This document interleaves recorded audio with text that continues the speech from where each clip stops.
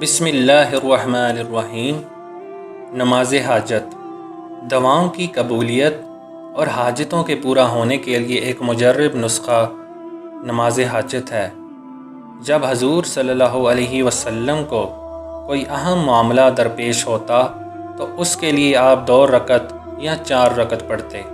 حدیث شریف میں ہے، پہلی رکعت میں سورہ فاتحہ کے بعد 3 مرتبہ آیت الکرسی پڑھے اور باقی 3 رکعتوں میں فاتحہ کے بعد سورہ فلق اور سورہ ناس ایک بار پڑھے، تو گویا کہ اس نے شب قدر میں 4 رکعتیں پڑھیں۔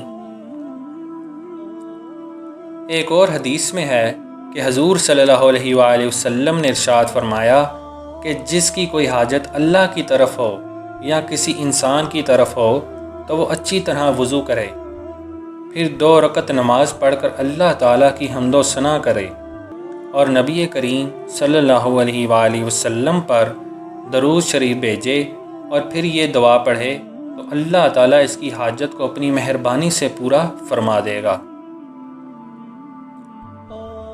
بسم اللہ الرحمن الرحیم۔ لا الہ الا اللہ الحلیم کریم سبحان اللہ رب العرش العظیم والحمد للہ رب العالمین اسألوک موجبات رحمتک وعزائم مغفرتک والغنیمت من کل بر وسلامت من کل اسم لا تدع لنا ذنبا الا غفرته ولا ہما الا فرجته ولا حاجة هي لك رضا الا قضیتها یا ارحم الراحمین۔ یا یہ پڑھے دعا، اللہم انی اسألک واتوجہ الیک بنبیک محمد نبی رحمہ یا رسول اللہ انی قد توجہت بک الی ربی فی حاجتی ہذہ لتقضی لی اللہم فشفعہ فیہ۔